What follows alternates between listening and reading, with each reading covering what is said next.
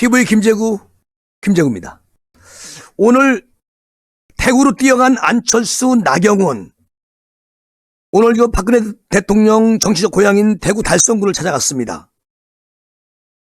오늘은 윤 후보님을 지지하는 달성구를 간 거예요. 그런데 오늘 가서 이제 우리 박 대통령님에 대한 말씀은 안 하셨어요. 왜냐하면 조심스럽게 그런 말씀은 좀 하시기가 그런 것 같습니다. 어쨌든 오늘 안 대표는 대구 달성군 화원시장 입구에서 열린 유세에서 말이죠. 대구 오면 2년 전에 의료봉사 할 때가 생각이 난다.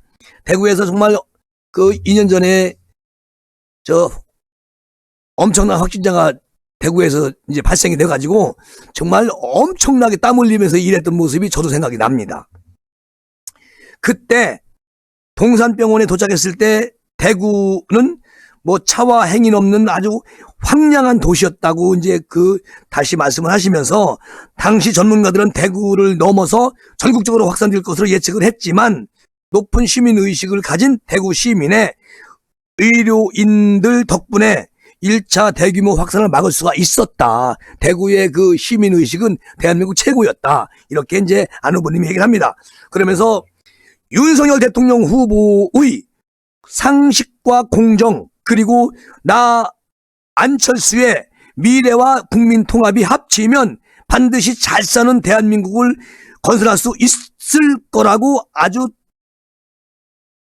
그냥 힘있게 말씀하시는 안철수 대표. 정말 오늘 멋진 모습을 보여줍니다.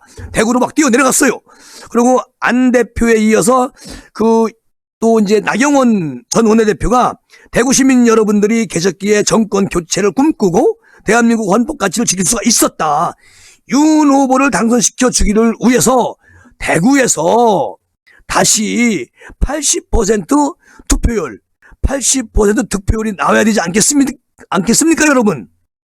이렇게 나경원 전 대표도 그냥 톤을 높여서 이야기를 합니다. 그리고 이제 유세를 마친 안철수 대표하고 나경원 전 대표는 화원시장 일원을 돌면서 상인들과 장을 보러 나온 시민들에게 윤 후보에 대한 지지를 호소합니다. 엄청나게 지금 전국을 그냥 홍준표 의원도 열심히 하시고 계시고요.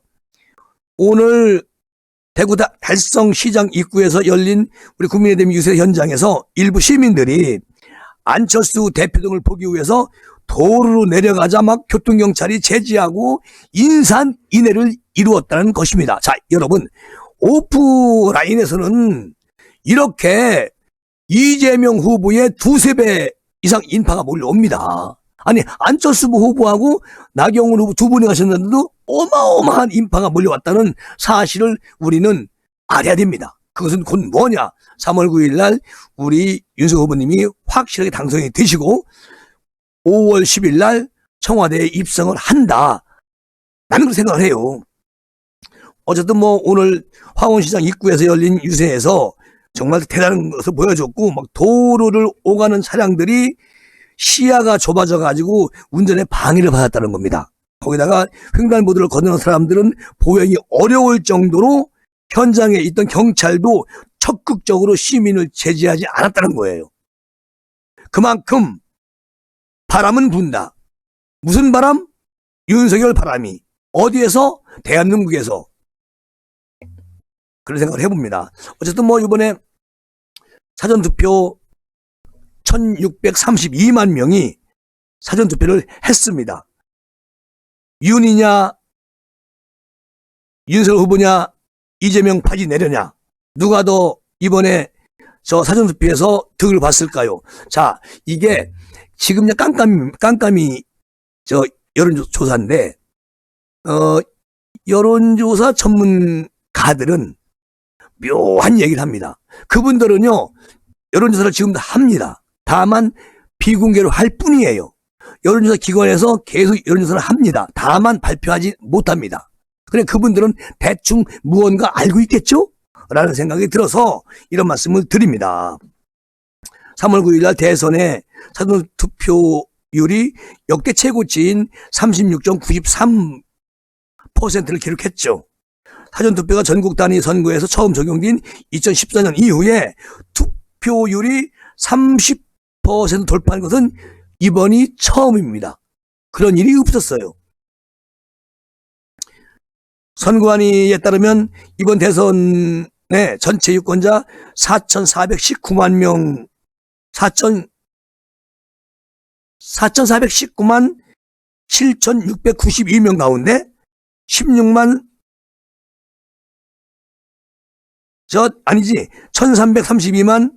3,602명이 4일날, 5일날 투표를 했는데, 어쨌든 최고치의 투표율을 이번에 보였습니다.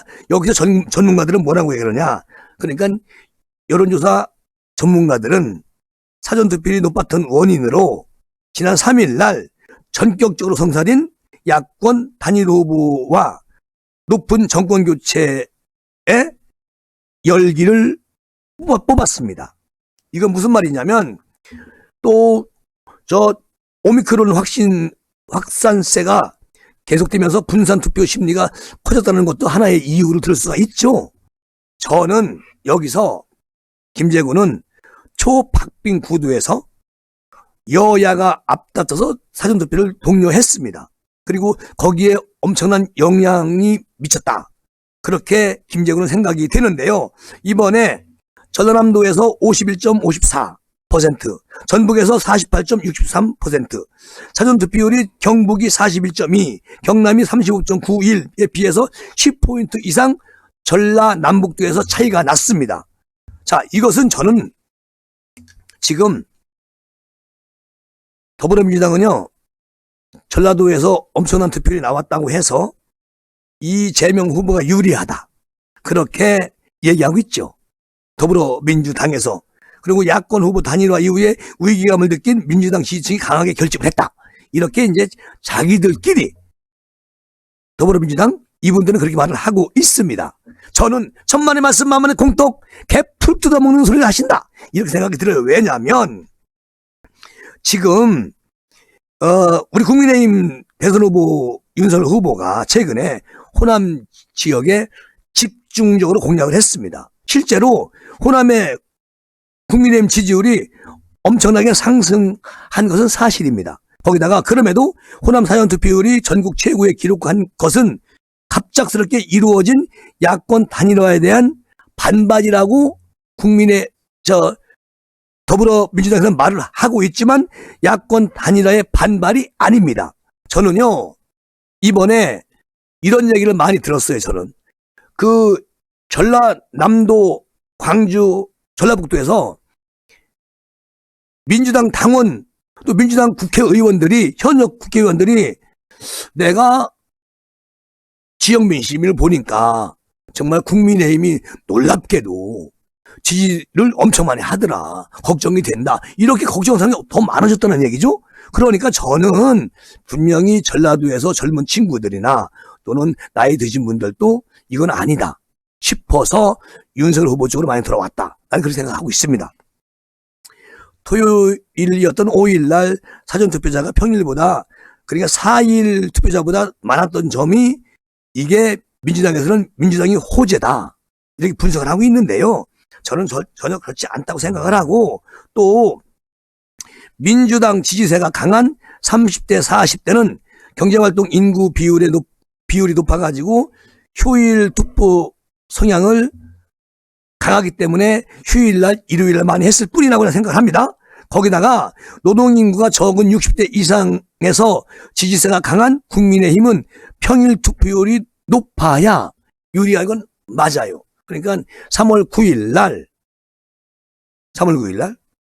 아마도 완전히 뒤바뀌는 표가 나와야 됩니다. 누구한테? 윤석열 후보 측으로. 그러면 사전투표에서 그냥 서로가 티격태격했던 부분이 여기서 메꿔지기 시작하지 않을까, 이런 생각도 들고, 그리고 사전투표율만 가지고는 민주당이 우세, 그리고 자기다 이긴다, 전혀 예측하지 말라고 하세요.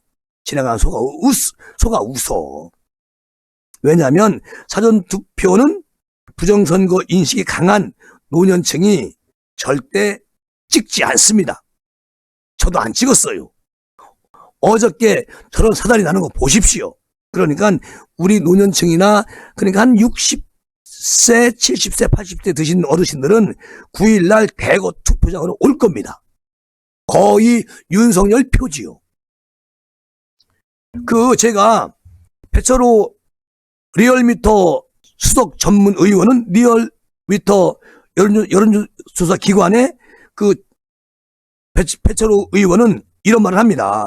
영남권 사전투표율이 호남에서 비해 낮게 나온 이유가 있다. 그 이유는 황교안 전 자유당 대표가 사전투표 부정선거 주장을 믿는 보수 지지자들이 많기 때문이다. 정확한 팩트거든요. 그리고 호남에서도 상대적으로 보수적인 20대, 30대가 40대, 50대에 비해서 사전투표를 많이 했을 가능성을 배제할 수는 없다. 왜? 사전투표 열기로 전체투표율이 올라가면은 오히려 윤 후보 당선 가능성이 더 커질 수 있다는 전망을 내놓고 있습니다. 누가? 배철호 리얼미터 수석 전문 의원이 그렇게 말을 합니다. 자, 그러면 저는 정권 심판론이 60%에 달하는 상황에서 부정층이 투표장에서 차선책을 택할 겁니까? 차선책을 택할 수는 있죠. 그래서 사전투표율 상승으로 투표 참여 인원이 늘어나면 정권 교체 여론을 등에 업고 우리 윤석열 후보의 지지세가 완전히 호재를 이룰 거다. 이렇게나 생각을 합니다. 그러니까 이재명 후보의 정치적 고향인 경기도 지역에 사전투표율이 33.65% 나왔어요. 전국 최하위에 그친 겁니다. 이런 것을 봤을 때 김재구는 경기도에서 사전투표율이 낮게 나온 이유가 무엇냐? 일단은 유권자가 아직 누구를 찍을까? 여기에 방황을 하고 있다. 이런 유권자가 많다는 뜻 아니겠습니까? 텃밭, 그냥 이재명의 텃밭이죠. 이재명이 경기도지사를 4년하고 성남시장을 8년 했어요. 12년 동안 경기도에서 정치를 했습니다. 그런데도 투표율이 최하위예요. 그 이유는 이재명의 텃밭인 경기도에서 우리 윤 후보님의 표차를 버려야 이재명 후보가 이길 수가 있는데 절대 사전투표에서 전국 최하위가 나왔기 때문에 모든 분들이 지금 이재명을 찍을 수가 없다. 그래서 지금 한참 동안 고민 끝에 3월 9일 날 윤석열 후보로 지지를 하지 않을까, 그쪽으로 표가 오지 않을까, 저는 그렇게 내다보고 있습니다. 저는 제 생각이 들 수도 있는데요. 아니 전체적으로 대한민국 이번 사전투표 이틀 동안 한 것을 보면은 경기도가 전라도만큼 사전투표율이 나왔어야 되는데 최하위라는 것은 많은 분들이 이재명을 지지했던 분들이 돌아서서 차라리 3월 9일 찍겠다, 그렇게 생각을 하고 있는 분들도 계시고 마음을 바꾸는 과정이다 지금. 그런 생각을 해봅니다. 그리고 오늘 저 부정선거 양심대로 하면 최대 100억 원 보상해주겠다, 이런 말씀을 전광훈 목사님이 하셨어요. 그러니까 전광훈 목사께서 양심선언을 하는 사람에게 최대 100억 원을 보상하겠다, 오늘 선언을 했습니다. 전 목사가 오늘 사랑제일교회에서 진행된 광화문 전국 주일연합 예배 도중에 선관위 직원이나 민주당 선거 요원 중에서 인간적, 순간적 유혹에 넘어가서 선거표 조작에 참여하고 있는 이들이 양심선언을 통해서 결정적 제보를 한다면 1인당 10억 원씩 10명한테 보상해주겠다. 자, 이런 말을 했어요. 정광훈 목사가. 개표기 제작기사 근무자 중에서 부정선거 양심선언을 하면 100억 원을 보상하겠다. 자, 이런 말도 했고요. 최근 국민의힘 윤석열 후보를 지지를 했죠. 정광훈 목사는. 그리고 더불어민주당 디지털 전략팀 40여 명에게도 상당한 보상을 해주겠다. 자, 이런 말을 정광훈 목사가 했습니다. 이것은 우리나라가 망하고 북한에게 넘어가느냐 하는 문제이기 때문에 교회를 팔아서라도 보상을 할 것이라고 다시 한번 양심스러운 촉구를 했습니다. 자, 이 정도가 되면은 정광훈 목사가 교회를 팔아서 나라를 구하겠다, 북한에 넘어가느냐, 이런 기류에 서 있지 않느냐, 이런 말을 합니다. 어쨌든 정광훈 목사님 이런 말씀 하신 거 고맙고요. 어쨌든 지금 대한민국이 이렇게 엄청난 그런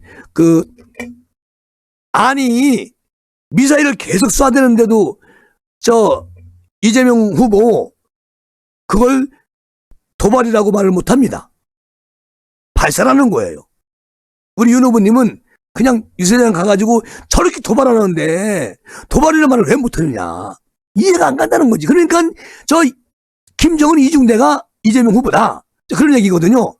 아니 옛날에 홍길동 서자의 아들, 사대부의 양반의 서자의 아들 태어나가지고 아버지를 아버지라고 못 부르고 그렇게 살았던 그 암울한 시대가 있었습니다. 왕조 시대 때. 근데 지금이 여기 왕조 시대입니까? 예? 아니 도발이나 못하는 그런 이재명 후보, 문재인 정권 무엇을 믿고 또 나라 5년을 맡기겠습니까? 이번엔 정권 교체가 답이다.